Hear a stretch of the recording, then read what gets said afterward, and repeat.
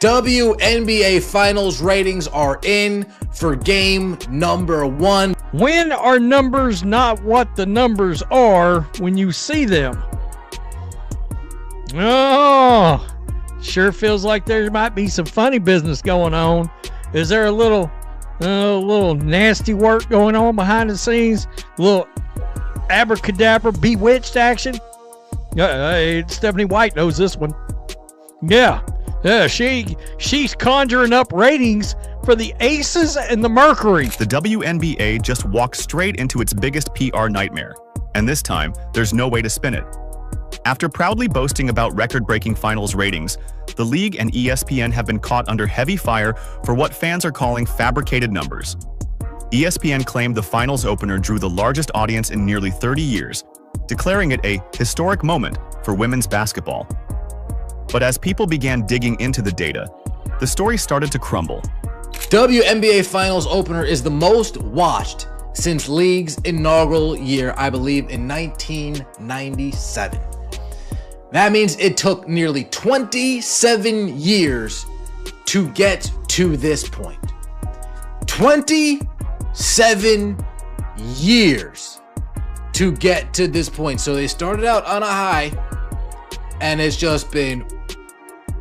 It all began with one question. If the finals were such a massive success, why didn't anyone notice? Social media quickly filled with confused fans saying they hadn't heard a single conversation about the game. Not on TV, not on radio, not online. No highlight debates, no viral clips, no trending hashtags. How does a so-called ratings phenomenon vanish from public conversation overnight? The answer, it turned out, had little to do with basketball and everything to do with credibility. Why do you think the WNBA is rigging the ratings? Let us know down in the comments below. 1.9 million viewers with a peak of 2.5 million.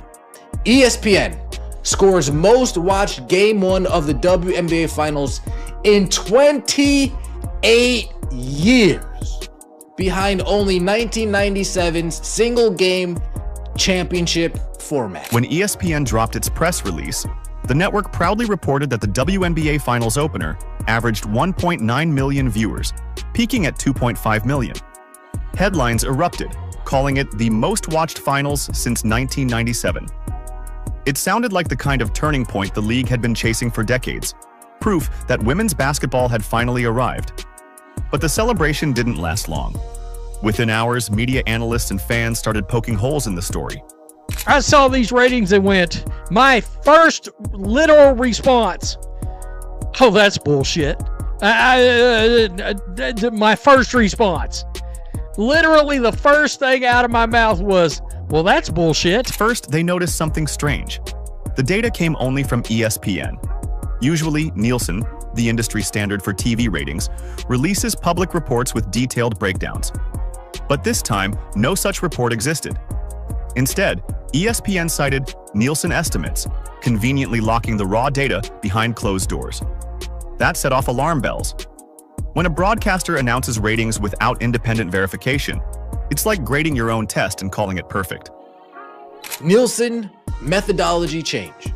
A key factor in 2025 is a change in Nielsen's methodology to include big data plus panel, which incorporates out-of-home viewing, a change that generally results in higher reported viewership for all sports broadcasts compared to previous years.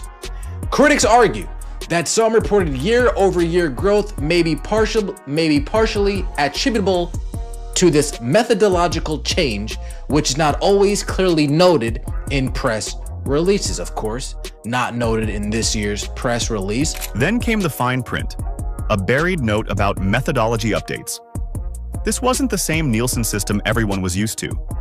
Earlier in the year, Nielsen rolled out a new measurement model called Big Data Plus Panel. The upgrade expanded what counts as viewership, including people watching in bars, gyms, restaurants, airports, even those who just happen to walk past a screen showing the game. In other words, the WNBA's supposed record audience might have included anyone who glanced at a TV for 10 seconds while ordering fries. That revelation flipped the narrative upside down. The finals didn't necessarily attract millions of passionate fans. They simply counted more bodies. What ESPN labeled as a historic spike was really a technical trick, turning casual glances into full-fledged viewership. The supposed explosion of interest wasn't organic growth. It was data inflation disguised as progress. I go listen to sports radio. I'm not getting any WNBA finals. I'll turn on ESPN. I'm not getting any WNBA finals.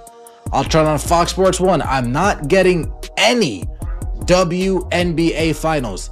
Nowhere I look do I see people really discussing the WNBA finals. And ESPN spits out 1.9 million viewers. Are these silent viewers? They very well may be. Fans immediately started connecting the dots. If this truly was the biggest finals audience since the 90s, why wasn't anyone talking about it?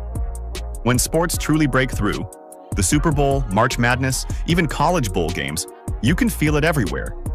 Talk shows dissect the highlights. Social media drowns in memes and debates. But this time, crickets. Even ESPN's own shows barely covered their record. No viral clips, no analysis segments, nothing. It felt less like history and more like a cover-up.